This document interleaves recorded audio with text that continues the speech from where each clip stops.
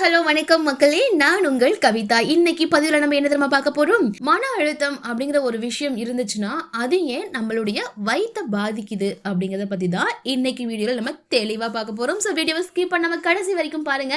அதுக்கு முன்னாடி இந்த மாதிரி நிறைய ஹெல்த்தியான விஷயங்கள் சொல்லி கொடுத்துட்டு இருக்க நம்ம யோகம் வெல்னஸ் யூடியூப் சேனல் மறக்காம சப்ஸ்கிரைப் பண்ணி கூட பெல் பட்டனை கிளிக் பண்ணி ஆல் பட்டனையும் செலக்ட் பண்ணிக்கோங்க. சில பேருக்கு டென்ஷன் வந்தா முதல்ல பாதிக்கப்படுறது வயிறு தாங்க.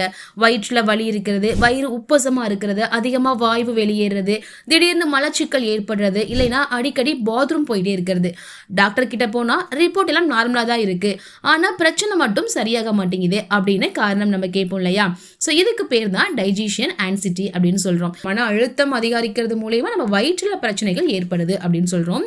இந்த வீடியோல மன அழுத்தம், பயம், எதிர்பார்ப்பு இது எல்லாமே வயிற்றை எப்படி பாதிக்குது, அதோட பண்டைய தமிழ் என்ன, சித்த வைத்திய தீர்வுகள் என்ன அப்படிங்கறத பத்தி பார்க்கலாமா?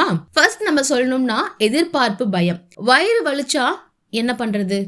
வெளியில போய் சாப்பிட்டா நமக்கு ப்ராப்ளம் வந்துடும், அதை சாப்பிடக்கூடாது, இதை சாப்பிடக்கூடாது அப்படின்னு நம்ம நிறைய விஷயங்கள் ஓவர் திங்க் பண்றது தான். இந்த எண்ணம், நம்ம இந்த தாட் நமக்கு என்ன ஆகும் அப்படின்னு பார்த்தோம்னா நம்மளுடைய பிரெயின்ல பெயின் சென்டரை ஆக்டிவேட் பண்ணி விட்டுரும். நம்ம நினைக்கிறோமோ நம்ம அதுவா மாறுறோம் அப்படின்னு சொல்றோம் இல்லையா? அப்போ நம்ம யோசிப்போம், வயிறு வலிச்சா என்ன பண்றது அப்படின்னு நம்ம ஓவரா திங்க் பண்ணும்போது இது ஆட்டோமேட்டிக்கா என்ன ஆகும் அப்படின்னா வயிற்று வலியை ஏற்படுத்திடும். அடுத்தது அலர்ட் மோடுங்க. இந்த பயத்துல உடம்பு என்ன தெரியுமா பண்ணும்? எமர்ஜென்சிக்கு மோடுக்கு போகும்.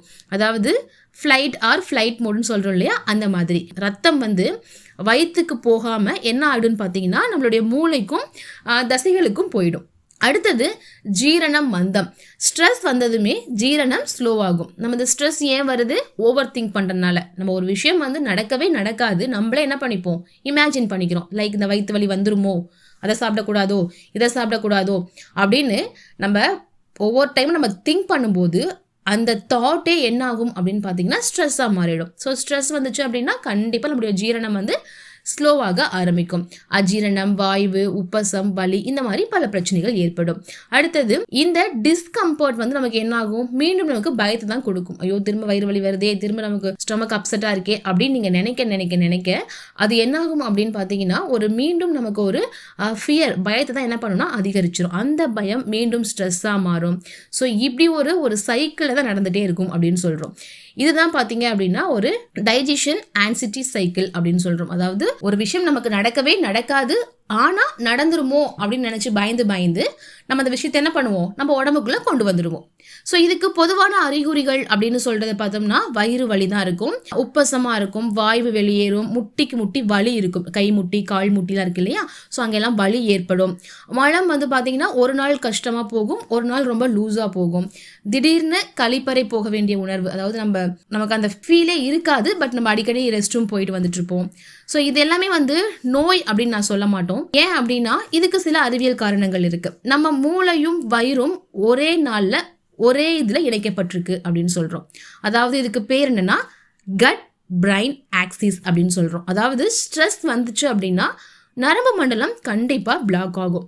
உடம்புல இருக்கக்கூடிய சின்ன சிக்னல்களையும் பெரிய பிரச்சனை மாதிரி பார்க்க ஆரம்பிக்கும். சரி, இதுக்கு நம்ம என்ன பண்ணலாம்? இந்த மாதிரி நமக்கு தாட் வரக்கூடாது, பண்டைய வழிமுறைகள்ல, பண்டைய சித்தாக்கள்ல எந்த மாதிரி விஷயங்கள் நம்ம ஃபாலோ பண்ணலாம் அப்படின்னு பாத்தீங்கன்னா, இப்போ ஒரு முக்கியமான பகுதி அப்படின்னா வயிற்றை நம்ம முதல்ல அமைதிப்படுத்தணும். காலையில வெறும் வயிற்றுல சுக்கு பிளஸ் சீரகம் பிளஸ் கொத்தமல்லி கஷாயம் மாதிரி வச்சு குடிக்கலாம். வயிற்றோட சூடு குறையும், அஜீரணம் குறையும். மனதை அமைதிப்படுத்தும் பண்டைய மூலிகைகள். அதாவது நம்மளோட ஃபர்ஸ்ட் தாட்டே என்னது? நம்ம வயிற்று வலி வந்துருமோ அப்படின்னு பயந்துக்கிறது தான் சொன்னோம் இல்லையா? அப்புறம் மனசை நம்ம அமைதிப்படுத்தணும் இல்லையா?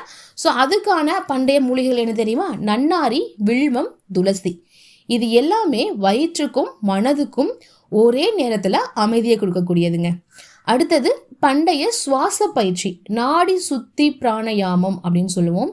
காலையில ஒரு 5 நிமிஷத்துக்கு இடது மூக்கு வலது மூக்கு இந்த மாதிரி மாறி மாறி ஒரு 5 நிமிஷம் இந்த நாடி சுத்தி பிராணயாமம் பண்ணுங்க. இது கட் பிரைன் ஆக்சிஸை சீராக்கிறதுக்கு ரொம்பவே ஹெல்ப்ஃபுல்லா இருக்கும். அடுத்தது பண்டைய உணவு முறைகள். எந்த மாதிரி உணவுகள் எல்லாம் குறைச்சிக்கணும், இந்த மாதிரி உணவுகள் நம்ம எடுத்துக்கணும் அப்படின்னு பார்த்தோம்னா புளிப்பு, காரம், அதிகமான புளிப்பு அதிகமான காரம், காஃபி, டீ இதெல்லாம் ஓவராக எடுத்துக்க கூடாது. இது எல்லாத்தையுமே கொஞ்சம் கொஞ்சமாக என்ன பண்ணணும், குறைச்சிக்கணும். அதுக்கு பதிலாக எந்த மாதிரி சாப்பிடணும் அப்படின்னு பார்த்தீங்கன்னா, கஞ்சி, மோர், இட்லி, வெந்தய தண்ணி இந்த மாதிரி வயிற்றுக்கு நமக்கு மருந்தாக இருக்கக்கூடிய உணவுகளை நம்ம எடுத்துக்கணும். நம்ம சாப்பிடக்கூடிய சாப்பாடு நமக்கு மருந்தாகவும் இருக்கணும், அது சாப்பாடாகவும் இருக்கணும். அப்படிங்கிற பட்சத்தில் இந்த மாதிரி உணவுகள் எல்லாமே நம்ம எடுத்துக்கலாம். மன பயத்தை உடைக்கக்கூடிய ஒரு பழமொழி ஒன்று சொல்கிறேங்க. இது நோய் இல்லை, தற்காலிக எதிர்வினை அப்படின்னு ஃபஸ்ட்டு நீங்கள் மைண்டில் ஃபிக்ஸ் பண்ணிக்கணும். நீங்கள் இது ஒரு நோய், இது சரியாகாது அப்படின்னு நீங்கள் மனசில் நினைக்க உங்களுக்கு அதுவே என்னாகும் அப்படின்னா உங்கள் உடம்பு அதை அக்செப்ட் பண்ணிக்கும். அதனால் எப்போவுமே உங்களுக்கு ஒரு நோயோ உங்களுக்கு ஒரு ப்ராப்ளமோ வருது அப்படின்னா இது வெறும் டெம்ப்ரவரி தான், இது பெர்மனன்ட் கிடையாது அப்படின்னு நீங்கள் உங்கள் மனசை அமைதிப்படுத்திக்கிட்டே வந்தீங்க அப்படின்னா கண்டிப்பாக அது சார்ந்த நோய்கள், அது சார்ந்த பிரச்சனைகள் எல்லாமே கூடிய விரைவில் சரியாகும். ஸோ எப்போவுமே மைண்டில் வச்சுக்கோங்க, இந்த டைஜஷன் ஆங்ஸைட்டி அப்படிங்கிறது நோய் கிடையாது, அது மனமும் வயிறும் ஒரே நேரத்தில் அதிகமாக ரியாக்ட் பண்ணுற நிலை அப்படின்னு தான் சொல்கிறோம். மருந்தை விட அமைதி, உணவு, மூச்சு, பண்டைய பழக்கம் இதுதான் உண்மையான தீர்வுங்க. இந்த வீடியோ உங்களை மாதிரியா இருக்காது, கண்டிப்பாக ஹெல்ப்ஃபுல்லாக இருக்கும். ஸோ கண்டிப்பாக ஷேர் பண்ணுங்கள். இது மாதிரி ஹெல்த்தாகவும் ஆன்சிட்டி விஸ்டம் அண்ட் வீடியோஸ் பார்க்குறதுக்கு நம்ம யோகம் வெல்னஸ் யூடியூப் சேனல் மறக்காமல் சப்ஸ்கிரைப் பண்ணி வச்சுக்கோங்க.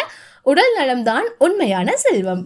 இதே மாதிரி அடுத்த வீடியோவில் என்னோட குரல் மூலமாக உங்களை சந்திக்கிறேன். அது வரைக்கும் கவிதா, நன்றி.